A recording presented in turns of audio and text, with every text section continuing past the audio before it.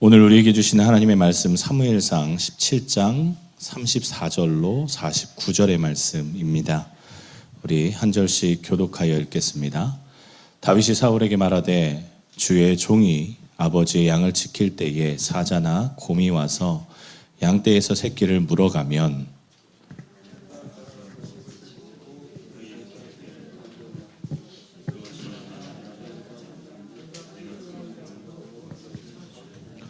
주의 종이 사자와 곰도 쳤은즉 살아계시는 하나님의 군대를 모욕한 이 할례를 받지 않은 블레셋 사람이니까 그가 그 짐승의 하나와 같이 되리이다.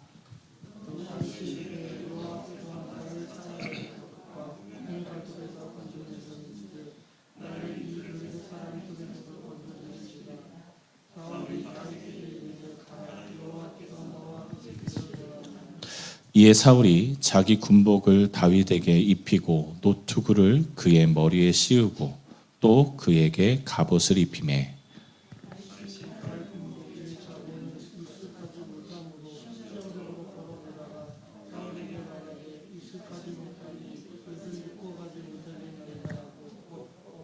손에 막대기를 가지고 시내에서 매끄러운 돌 5을 골라서 자기 목자의 제구 곧 주머니에 넣고 손에 물매를 가지고 블레셋 사람에게로 나아가니라.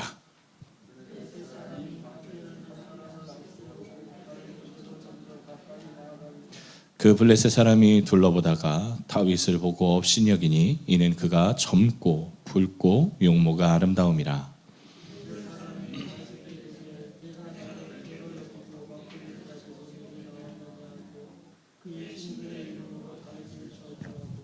그 블레셋 사람이 또 다윗에게 이르되 내게로 오라 내가 내 살을 공중의 새들과 들짐승들에게 주리라 하는지라.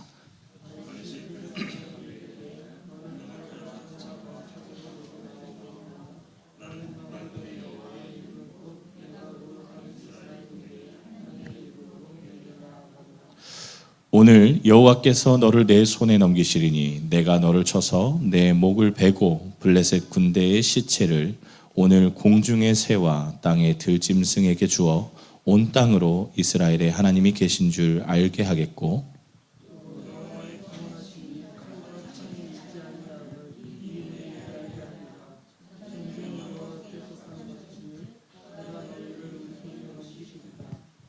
블레셋 사람이 일어나 다윗에게로 마주 가까이 올 때에 다윗이 블레셋 사람을 향하여 빨리 달리며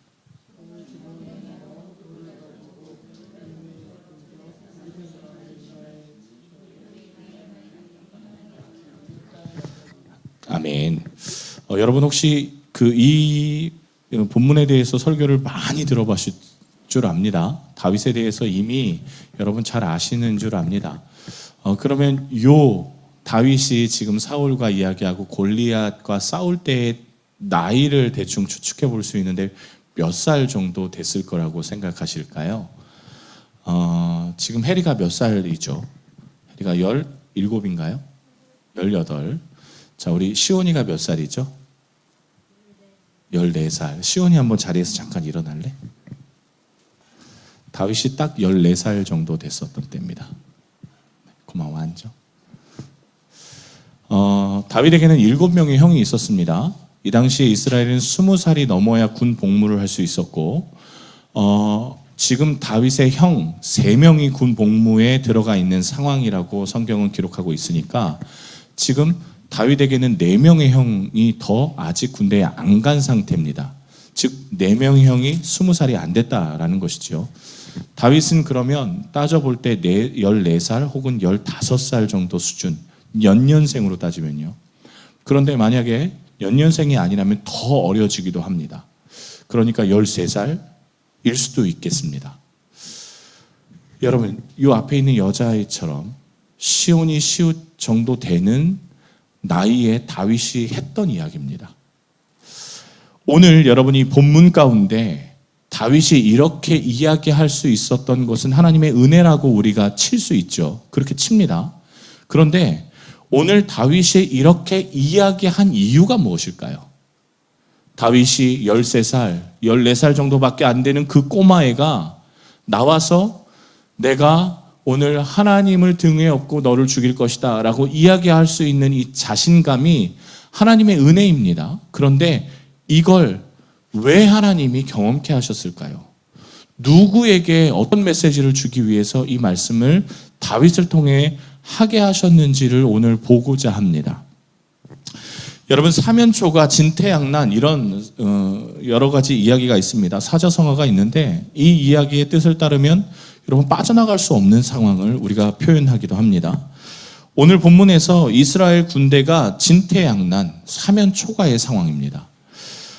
여러분, 엘라 골짜기라는 곳에서 지금 블레셋 군과 이스라엘 군이 대치하고 있는 상황인데 엘라 골짜기에서 대치하면서 어떤 상황이 벌어졌냐?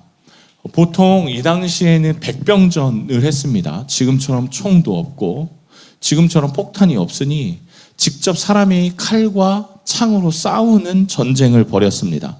그런데 이것이 서로 간에 너무 큰 피해를 주기 때문에 어떠한 전쟁의 방법을 선택했느냐? 장군전을 선택을 많이 했었습니다. 그러니까 니캉네캉 가장 잘 싸우는 사람 한 명을 내보내서 그 사람이 싸워 이기는 쪽이 승리하는 것이다. 이런 전쟁의 방법을 택했지요. 결국에 어떻게 되느냐? 이긴 쪽, 즉 이긴 쪽의 장군이 승리하면 그 나라가 전체 승리하는 것이기 때문에 진 국가의 군인들은 전체가 노예가 돼버립니다. 노량물뿐만이 아니라 사람까지 노예로 팔려가는 상황이 이르릅니다. 전쟁에 나가서 지면 죽던가 노예가 되던가 둘 중에 하나가 결정이 되는 상황입니다. 그런데 오늘 본문에 블레셋의 한 장군이 등장하는데 여러분 잘 아시는 골리앗이라는 사람이 등장을 하지요. 그의 키가 3m 정도 됩니다. 그리고 그가 입은 갑옷은 지금 키로수로 따지면 60kg 정도 되는 거예요.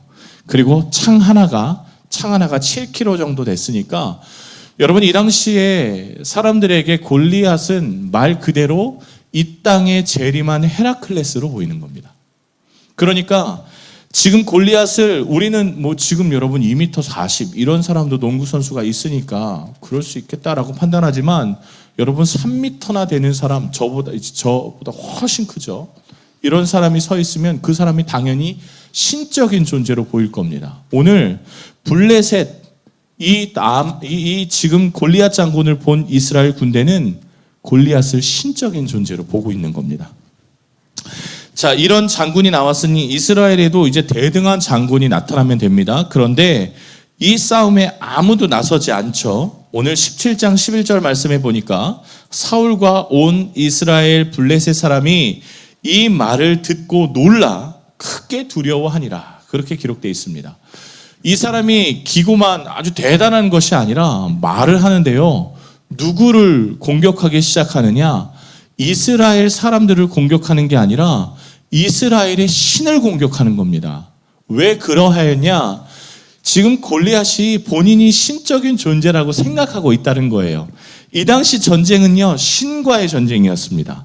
이스라엘에 임한 신과 블레셋에 임한 신의 싸움이라고 전쟁을 여겼는데 지금 헤라클레스와 같은 골리앗이 등장을 했고 그 골리앗이 내가 너희의 신, 그러니까 여호와를 지금부터 막 욕을 하는 겁니다. 그 말은 본인이 신적인 존재라고 인정하는 것이거든요. 그런데 이스라엘 땅에는 아무도 없습니다. 나서는 사람이 아무도 없는 건 무엇입니까? 나는 신이 아닌데, 나는 한낱 인간일 뿐인데, 그리고 저런 사람을 싸울 만한 사람이 아닌데 하고 겁을 지레 먹은 상태인 겁니다. 자, 문제는 여러분, 이러한 진퇴양난의 상황이 어느 정도까지 진행이 됐느냐? 40일 동안 계속됐다라고 성경이 말을 합니다. 16절의 말씀에 보면 그 블레셋 사람이 40일을 조석으로 나와서 몸을 나타내었더라. 그러니까 신적인 존재가 계속 와서 계속 몸을 보여줬습니다. 그러니까 이스라엘이 겁먹을 만하고 블레셋은 야, 우리는 승리했다라고 여겨질 만하지요. 사랑하는 여러분, 지금 며칠이 지났다고 말씀드렸습니까? 40일이 지났죠. 여러분 40 하면 뭔가 또 떠오르시는 숫자지 않으십니까? 40은 하나님이 사람을 바꾸는 시간입니다. 40은 한 나라를 하나님께서 바꾸시는 시간입니다. 40일이 딱 차자마자 여러분 누가 등장을 합니까? 다윗이 등장합니다. 여러 가지 형들의 간식을 갖다 줬다, 도시락을 갖다 줬다라고 하지만 사실 이것은 하나님의 절묘한 타이밍이었던 것이지요. 다윗이 등장합니다. 그리고 여러분 아시다시피 하나님을 의지한 다윗이 골리앗을 단숨에 때려 눕힙니다. 40 하나님께서 역전하는 시간이셨지요. 그런데 여러분 성경에서만 찾아보자면 이스라엘 군대 중에 정녕 골리앗과 싸울 사람이 없었을까요? 이런 질문을 갖게 됐어요. 과연 이스라엘 사람 중에 용맹한 장군이 없었을까요? 이 당시에 왕인 사울이 저 골리앗과 싸우는 사람에게 어떠한 보상을 약속했냐면 내 딸을 주겠다. 그 말은 차기 왕권에 도전할 수 있는 자리였거든요. 그만한 권한을 주겠다라고 이야기했는데 아무도 나서지 않았습니다. 그런데 그럴 만한 사람이 없어서 그랬을까요? 말씀을 찾아보니까 그렇지 않다라는 걸 찾게 됐습니다. 14장 52절의 말씀에 보면 사울이 이렇게 합니다. 우리 함께 읽어보겠습니다. 사울이 사는 날 동안에 블레셋 사람과 큰 싸움이 있었으므로 사울이 힘센 사람이나 용감한 사람을 보면 그들을 불러 모았더라. 그러니까 이스라엘의 장군이란 장군은 다 와 있는 상황인 겁니다. 그리고 보통 사람이 아니라 힘이 세고 용감한 사람은 이미 이스라엘에 그득그득 차 있었던 상황이었습니다. 그런데 골리앗을 보고 아무도 나서지 않았다는 거예요. 골리앗의 덩치, 그 풍채 때문에 겁을 지레 먹었다는 건 사실 이 당시의 상황을 보면 이해하기 힘든 겁니다. 이미 싸울 수 있는 사람이 충만했으니까요. 잘 준비했지만 힘을 못 쓰는 이스라엘과 준비가 안 돼 보였지만 골리앗을 쓰러뜨린 다윗. 여러분, 이것을 우리는 관심 있게 봐야 됩니다. 이미 이스라엘은 수많은 장군으로 그득 차 있는 마치 전쟁을 위해서 있는 국가처럼 보였지만 전혀 힘을 쓰지 못하는 상황이었고, 여러분 14살, 13살의 아이가 겨우 돌멩이 5개 주머니에 넣고 싸우는 준비 안 된 상황 가운데 보여준 이 모습 가운데 하나님이 뭘 이야기하고 싶으셨던 걸까요? 왜냐하면 사울과 이스라엘이 놓친 게 하나 있습니다. 그것 때문에 전쟁의 승패가 갈렸던 겁니다.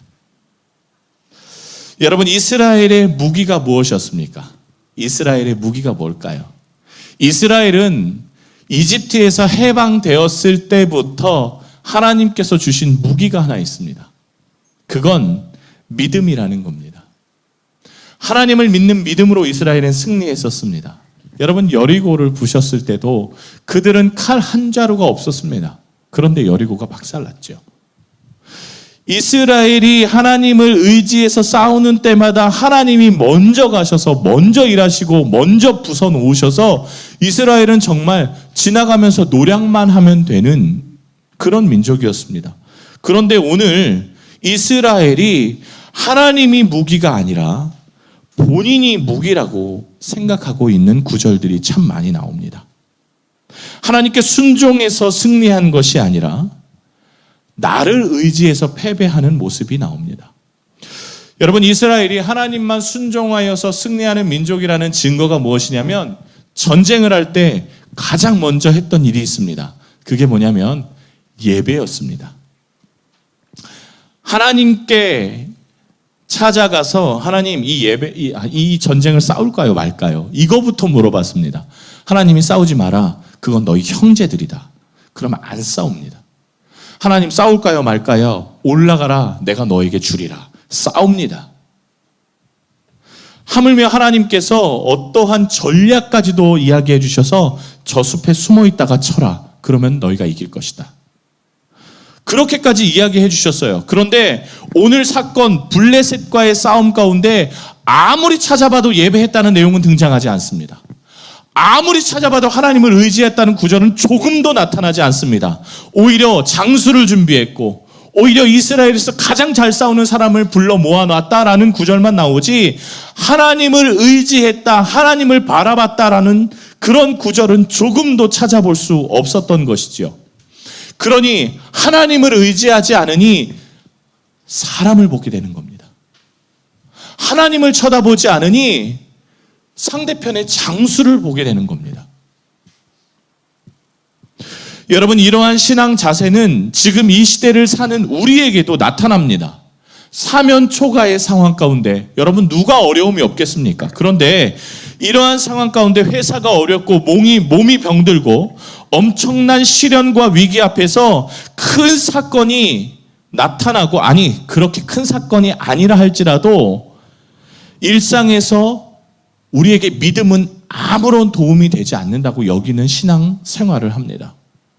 그러니까 믿음은 믿음이요, 경영은 경영이고, 믿음은 믿음이요, 병 낫는 건 병 낫는 거고, 믿음은 믿음이요, 삶은 삶이다라고 이렇게 분리된 삶을 살아갑니다. 오늘 이스라엘 사람들이 그러했습니다. 예배는 예배고 전쟁은 전쟁이지요. 하나님은 하나님이고 장군은 장군이지요. 그렇게 분리해서 사는 모습 가운데 겁을 집어먹었다라는 겁니다.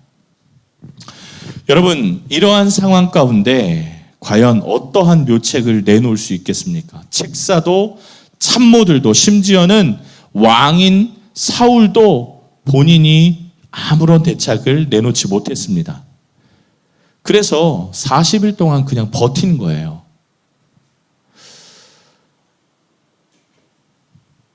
자, 그러면 하나님께서 이들을 어떻게 해야 할까요? 너희들 그냥 전쟁에서 죽어, 이렇게 버리셨을까요? 그렇지 않습니다.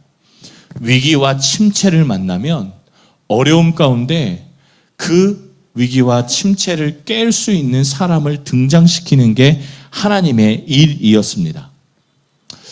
여러분, 저는요 초등학교 때에 학교를 갔다가 저학년 때요, 한 낮에 오지 않습니까? 집에 한 12시께 되면 오는데, 그때 점심시간이 되면 항상 배가 고파서 집에 달려오면 누가 계셨냐면 할머니가 계셨습니다. 그런데 할머니가 항상 누룽지를 끓여 놓으셨는데 손자를 먹이시려고 뜨거운 누룽지를 먹이지 않기 위해서 항상 식혀 놓으셨어요. 할머니 사랑이지요. 그러면 그 누룽지가 얼마나 맛있던지, 또 여러분 할머니가 어떻게 하십니까? 그 김치는 여러분 가위로 쓰는 건 맛이 없지 않습니까? 손으로 이렇게 쫙쫙 찢어서 숟갈 위에 이렇게 동그랗게 얹어주시는 그 모습이 아직도 마음에 남아 있습니다. 그래서 제가 요즘도 누룽지를 좋아하는데 누룽지 끓여 먹을 때 누가 가장 생각이 나냐면 할머니가 생각납니다. 이미 돌아가셨지만 그때 할머니가 그렇게 나에게 사랑을 주셨어 하면서 생각합니다. 저는 누룽지를 보면 이꼴 할머니입니다. 이스라엘 사람이 위기를 만나면 지금까지 출애굽하면서 하나님이 계속 역사하셨던 건 위기하면 하나님이고 하나님이면 구원이라는 공식을 이들에게 주입해 놓으셨어요. 위기 만나면 하나님께 엎어져라. 위기 만나면 하나님께 기도해라. 위기 만나면 하나님께 의뢰해라. 그러면 구원할 것이다라는 공식이 세워져 있었습니다. 그런데 지금 이스라엘 백성은 그렇게 하지 않았어요. 그런데 그 공식을 깨우는 자가 나타났던 것인데 그게 바로 다윗이었습니다. 그러니까 하나님이 지금 다윗에게 승리를 경험하게 하시기 위함도 아니요, 또 블레셋을 오늘 내가 쳐 죽이겠다라는 결정을 하셔서 블레셋을 쓸기 위함도 아니요, 오늘 다윗이 등장했던 이유는 딱 하나였습니다. 이스라엘 백성을 깨우기 위해서였어요. 여러분, 엘라 골짜기에 모두 죽음의 공포 가운데 쌓여있는 이 영적인 침체 가운데에 다윗이 이렇게 외칩니다. 26절의 말씀입니다. 우리 함께 읽어보겠습니다. 다윗이 곁에 서 있는 사람들에게 말하여 이르되 이 블레셋 사람을 죽여 이스라엘의 치욕을 제거하는 사람에게는 어떠한 대우를 하겠느냐? 이 할례 받지 않은 블레셋 사람이 누구이기에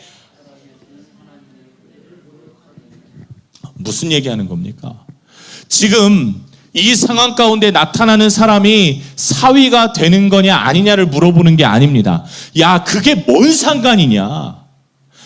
이 블레셋 사람을 죽이는 사람에게 왕의 사위가 되는 건 아무 상관이 없어. 더 중요한 게 무엇이냐? 니들이 무슨 존재냐? 니들이 이 땅 가운데 어떠한 사람이냐? 하나님의 살아계신 군대 아니냐? 다윗이 지금 13살, 14살짜리가 지금 그 얘기하고 있는 겁니다. 왕 앞에서 당신이 도대체 뭐 하는 사람입니까?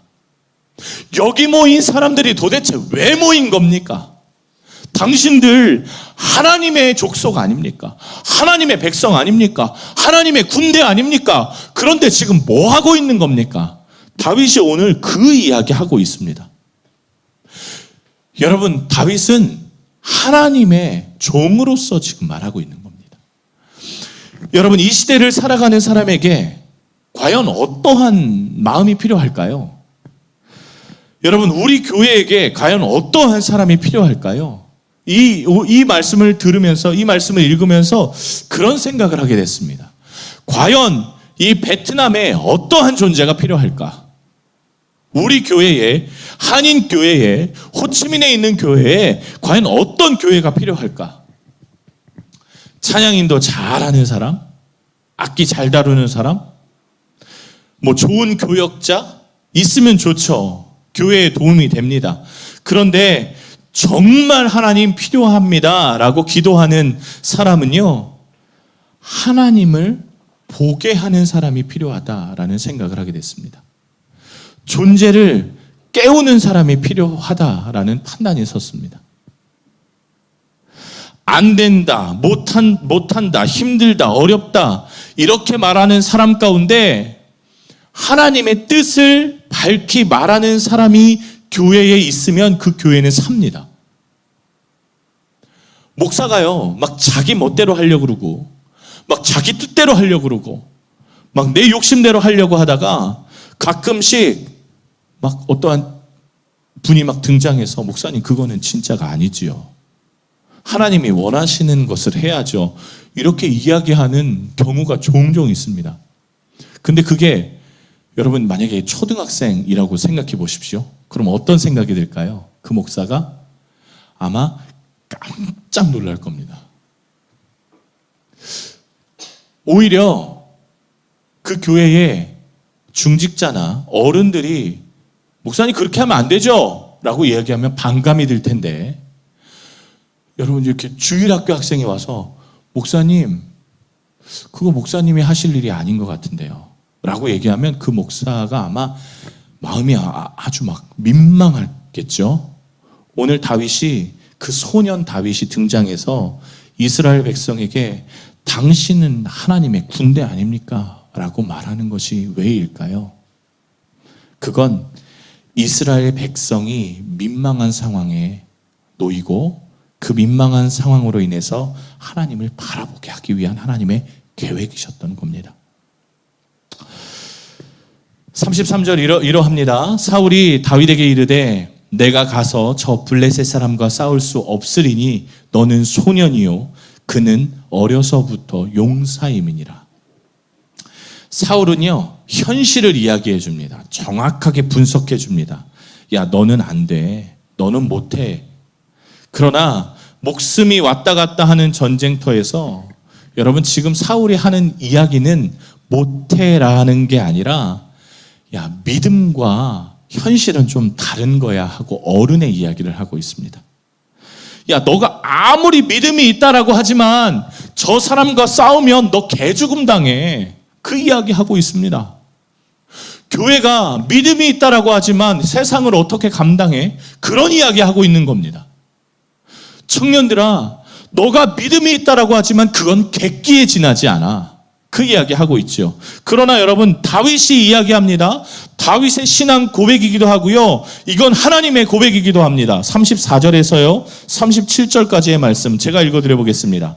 다윗이 사울에게 말하되 주의 종이 아버지의 양을 지킬 때에 사자나 곰이 와서 양떼 새끼를 물어가면 내가 어떻게 했느냐? 따라가서 그것을 치고 새끼를 그 입에서 건져냈습니다.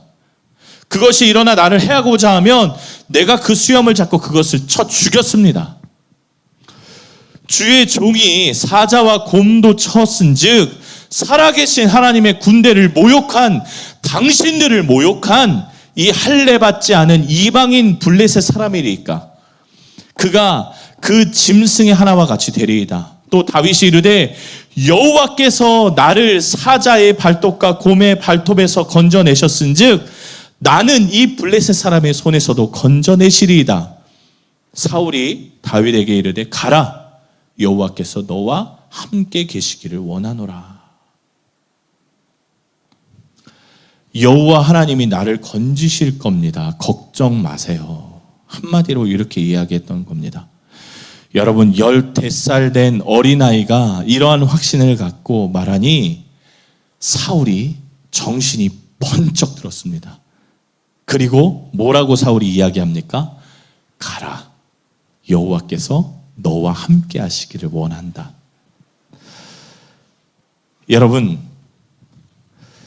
가라, 여호와께서 너와 함께 하시기를 원한다. 이 말은요, 사울이 단순히 포기를 해서 나갈 장수가 없으니 그래 너라도 나가라 이런 이야기가 아닙니다. 나가서 다윗이 지면 나라가 망하는 꼴이 되는 겁니다. 그러니 내 삶을 너에게 건다, 우리의 운명을 너에게 건다, 이런 이야기도 되는 겁니다.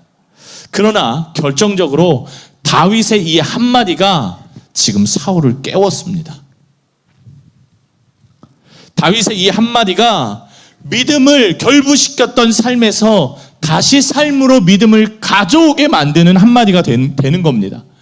야, 저 꼬마애도 저렇게 사는데 내가 이렇게 살지 못하다니 하고 후회하는 말이었던 겁니다. 여러분, 적어도 교회에서 하나님의 이름을 부르는 똑바로 된 한 사람이 있으면 그 교회는 절대 망하지 않습니다. 하물며 우리 꼬마 아이들이라 할지라도 하나님의 말씀을 정확히 보고 정확히 가면 그 교회는 망하지 않습니다. 여러분, 이 호치민 안에서 수많은 교회가 있지만 단 한 교회라도 하나님을 외치는 교회가 있다면 여러분, 호치민은 망하지 않습니다. 대한민국에서 단 한 교회라도 하나님의 은혜 가운데 거한다면 여러분, 대한민국은 망하지 않아요. 우리 교회와 가정과 속해 있는 공동체를 살리시는 다윗과 함께 하시는 그 은혜가 여러분들에게 온전히 임하시기를 원하는데요, 적어도 여러분들이 그렇게 살리는 존재가 되셨으면 합니다. 여러분, 오늘 다윗이 그러면 그냥 14살짜리가 그냥 나가서 하나님의 은혜로 승리했던 겁니까? 여러분, 그렇게만 보시겠습니까? 다윗이 그냥 아무도 구할 수 없었으니 하나님이 다윗을 강권적으로 막 꼭두각시처럼 여기 앞에 놓고 야, 네가 그런 말 해, 이제 그렇게 해, 그렇게 다윗이 여러분 살아냈겠습니까? 여러분, 성경 속에서 이러한 구절이 있는데요, 사울이 하나님을 버리고 하나님이 그에게서 떠납니다. 그렇죠? 그러면 그 가운데 어떻게 됐습니까? 하나님이 떠난 자리에 악신이 임합니다. 귀신이 임했다는 겁니다. 그러니까 다윗이 어떻게 됩니까? 다윗이 번뇌했다라고 말합니다. 막 두통이 생기고요, 구토하는 건 물론이요, 마음이 막 걱정이 됐습니다. 그런데 그때에 사람들이 뭐라고 솔루션을 제시하냐면 이런 이야기였습니다. 16절, 사무엘상 16장 16절, 바로 전장인데요, 제가 한번 읽어드려 볼게요. 원하건대 우리 주께서는 당신 앞에서 모시는 신하들에게 명령하여 수금을 잘 타는 사람을 구하게 하소서. 하나님께서 부리시는 악령이 왕에게 이를 때에 그가 손으로 타면 왕이 나으시리이다 하는지라. 여러분, 이게 맞는 이야기일까요? 수금을 잘 타는 사람을 데려와서 왕이 귀신 들렸을 때 타게 하면 왕이 나을 거예요. 여러분, 여기서 수금을 잘 타는 사람이라는 게 키포인트인데요. 지금 여러분, 수금이라고 하면 기타 정도를 이야기할 수 있을 겁니다. 딱 하프 같은 악기거든요. 지금으로 말하면 기타나 피아노를 이야기하는 것이죠. 근데 이 말의 의미는 무엇이냐면 예배 드리는 자라는 뜻입니다. 예배 드리는 자. 저는 기타를 잘 치고 싶어서요, 기타 레슨을 받고 있습니다. 예. 근데요, 누구에게 레슨을 받냐면 기타를 잘 치시는 분한테 받고 있습니다. 어떠한 정도냐면 악보를 안 보고요, 막 그 찬양 인도를 하시는 분한테 받고 있어요. 너무너무 부러워요. 너무너무 부럽습니다. 그런데 여러분, 제가 그분께 이렇게 얘기했습니다. 어떻게 악보를 안 보고 찬양 인도를 할 수 있죠? 저한테 그걸 좀 가르쳐 주세요. 그분이 이렇게 얘기하더라고요. 많이 예배하시면 자동적으로 돼요. 이게 제가 원하는 대답이 아니었거든요. 이렇게 하시면 이렇게 하시고 이렇게 이게 있습니다. 그렇게 하면 제가 그것만 딱 하면 되거든요. 그런데 많이 예배하시면 자연스럽게 됩니다. 이게 해답이었어요. 그래서 제가 배우고 있습니다. 뭔 이야기를 해드리고 싶으냐면, 수금을 잘 타는 사람은요, 매일 예배하는 사람이라는 겁니다. 매일 예배하는 거예요. 쉬지 않고 예배하는 사람이라는 뜻입니다. 오늘 그 사람이 누구였습니까? 다윗이었습니다. 그러니까 다윗이요, 하나님께 하루도 빼지 않고 예배하는 사람이었다는 겁니다. 여러분, 엘라 골짜기에서 이스라엘 백성을 구원해낸 사람은 그저 하나님의 강권적인 역사함으로 인해서 너 거기 가서 그 얘기해, 이게 아니었습니다. 다윗은요, 매일 예배하는 사람이었던 겁니다.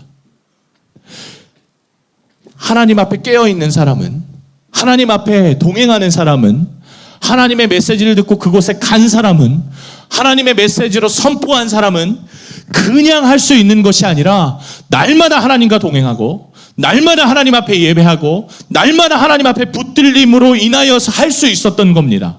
여러분, 지름길은 없어요. 솔직히 말씀드리면 하나님과 교통하고 하나님께 음성 듣고 하나님의 뜻대로 살아가는 건 정말 지름길이 없습니다. 그냥 날마다 하나님과 예배하기 위해서 몸부림치는 것밖에 없습니다. 여러분, 여러분의 삶의 자리에서 엘라 골짜기가 있지요. 마치 블레셋을 만난 것 마냥 우리의 삶의 자리에서 복잡한 것들이 항상 다가오지요. 그러면 그 순간에 우리의 능력, 마치 이스라엘 안에 장군을 다 모았다라는 사울의 고백처럼 우리의 능력들을 하나하나 다 모아봅니다. 그리고 이건 내가 할 수 있을 것 같아, 이건 내 방법으로 해결할 수 있어 라는 판단을 하기도 하지요. 그러나 하나님께서 원하시는 것은 무엇입니까? 날마다 예배함으로 인해서 하나님의 방법, 하나님의 뜻을, 하나님의 계획을 그 가운데 찾는 것이었습니다. 사랑하는 여러분, 우리가요, 영적인 침체라는 걸 다 겪습니다. 어느 때는 지금 죽으면 천국에 갈 것 같다가도 또 얼마 지나지 않아서 내가 천국에 갈 수 있을까 하는 영적인 침체의 밸런스를 날마다 겪어요. 그러나 여러분, 누구나 오는 그 낙심의 순간, 넘어질 수 있는 순간에도, 누구나 방황하고 염려할 수 있는 순간에도, 여러분, 2023년 잘 갈 수 있는 이유는 우리가 하나님 앞에 날마다 예배하는 존재이기 때문에 그러합니다. 축복합니다. 말씀 정리하겠습니다. 여러분, 우리는 예배할 겁니다. 예배 외엔 해답이 없어요. 하나님 앞에 나아가는 것 외에는 답이 없는 겁니다. 여러분, 어려움 가운데서도 하나님을 찾으십시오. 그리고 어려움 가운데서도 만군의 여호와 하나님의 이름을 부르며 나가십시오. 그렇게 나아갈 때 나만 사는 것이 아니라 여러분 주변에 있는 사람도 살리는 자가 될 겁니다. 존재를 깨우는 여러분이 되실 겁니다. 예배만 잘하셔도 여러분의 속해 있는 공동체, 직장의 동료, 함께 있는 사람들, 친구들까지도 깨우는, 존재를 깨우는 하나님의 도구가 되실 것을 믿으면서 나아가시는 여러분 되시기를 주님의 이름으로 축복합니다. 이 시간 우리 함께 기도하면서 또 찬양하겠습니다. 하나님, 가물어 메마른 이 땅에 단비 내리시는 것처럼 하나님, 나에게도 예배할 때에 성령의 단비를 부어 주십시오. 하나님, 우리는요, 세상을 내 눈으로 바라보면 사울과 같이 잘하는 것들을 끌어 모아놓고 내가 할 수 있다라는 판단을 합니다. 그러나 막상 엘라 골짜기에 서서 아무것도 못하는 존재로 나를 바라봤을 때 좌절하고 넘어집니다. 하지만 하나님, 우리가 그러한 실수를 반복하지 않고 하나님을 바라보는 자로, 이스라엘 안에서 가장 예배 잘하는 사람이 다윗이었듯, 하나님, 제가 욕심을 냅니다. 이 베트남 안에서 가장 예배 열심히 하는 자가 되게 하여 주옵소서. 하나님, 우리 교회가 이 호치민 안에서 가장 열심히 예배하는 교회 되게 하여 주옵소서. 하나님, 제가 그 예배로 인해서 해답을 얻는 자가 되게 해달라고 결단하며 함께 찬양하겠습니다.